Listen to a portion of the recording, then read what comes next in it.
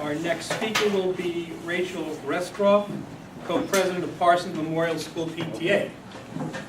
I was in Harrison the other day. Rachel was there beating me up then. So she came back to beat me up today. I'm not teasing you. We had a different discussion that day. Okay. Thank you for having us. You're welcome. The property tax cap is based upon the premise that counties, localities, and schools need discipline in their spending. With respect to public schools, we reject that premise. We recognize residents and schools need relief, but the property tax levy cap fails to provide it while it undermines our public institutions, particularly our schools. First, the premise. Public schools do not need discipline. They have been overburdened and under-resourced by the state. The property tax cap will do nothing to alter that. School districts in New York have shown that they are responsive to community concerns and recognize their responsibility to taxpayers. Last year, school boards in New York budget-to-budget increases averaged 1.4%, and tax levies rose 2.9%. In Harrison, school budgets have passed on the first try in each of the last 10 years, and the percentage increase on our levy has gone down 6 consecutive years since 2004-2005. In addition, Harrison just finalized a new contract with its teachers that again achieve cost savings in both the short and the long term, including increased contributions toward health insurance and slowing the growth of salaries. Well, other school districts have or are in the process of doing the same. All that said, if the cap was in place this year, the combination of state aid cuts, which continue to put the state out of compliance with the settlement surrounding the Campaign for Fiscal Equity, along with increased pension costs, would result in a levy increase of over 3%, requiring cuts in important programming. Evidence from around the country demonstrates that, particularly in the absence of state aid, schools are likely to be devastated by and educational inequities are exacerbated. When a cap has been imposed without increasing state aid, school districts have been forced to eliminate sports, art, foreign language, and kindergarten. The governor's proposal does not include any increase in state aid, and in fact, it cuts state aid to schools by $1.5 billion. Our school district, like school districts across the country, will be forced to eliminate teachers, increase class size, and make difficult choices on eliminating vital programming.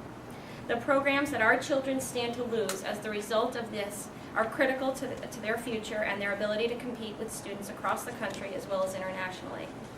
Those in higher income areas can likely override the cap, but inequity grows as lower income areas cannot override the cap. These disparities only grow as more and more costs are shifted to more and more regressive sources of revenue, such as fees. One of the most disappointing things about the discussion of the property tax cap is that its proponents have taken advantage of real frustration surrounding pain in the around the economy and property taxes in order to introduce a gimmick that will not provide relief to those most in need of it. As appealing as the property tax cap sounds, make no mistake, a levy cap does not cap any individual homeowner's property taxes. Over the past few years, most school districts have kept their levy increases quite modest, close to or under 2%. But falling assessments and tax challenges have led to huge rate increases and left many homeowners with large increases in their property tax bills. For people who are already paying huge percentage of their income in property taxes, particularly retirees and those whose incomes decline unexpectedly, a cap will do nothing to provide relief. If New Yorkers need property tax relief, and this is not the answer, what is? Well, I begin from the premise that not all taxes are equal. Rather than scapegoating teachers or supervisors, the governor and legislators should work to change existing state laws that impose costs on districts and fund or remove mandates that can be removed without harming children. The state can fully fund its obligations to schools as provided for and not complied with in the Campaign for Fiscal Equity settlement. The state can begin to shift away from pressure on property taxes by providing individual property tax relief through a well-designed circuit breaker, or a tax credit that provides homeowners and renters property taxes from exceeding a specified percentage of their income. This mechanism provides real relief. It shifts us away from regressive property taxes as a form of funding. And it avoids, very importantly I think, avoids dividing communities, pitting parents against retirees, and undermining our services. Our basic point is this: The state cannot cut aid to schools, place an artificial cap on school budgets, and then raise academic requirements for all students, and expect the now eviscerated district without quality teachers or supervisors to carry them out.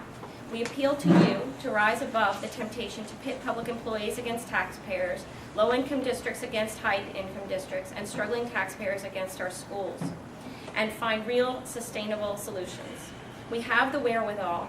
The question is whether or not we have the political will to provide real solutions rather than devastating gimmicks.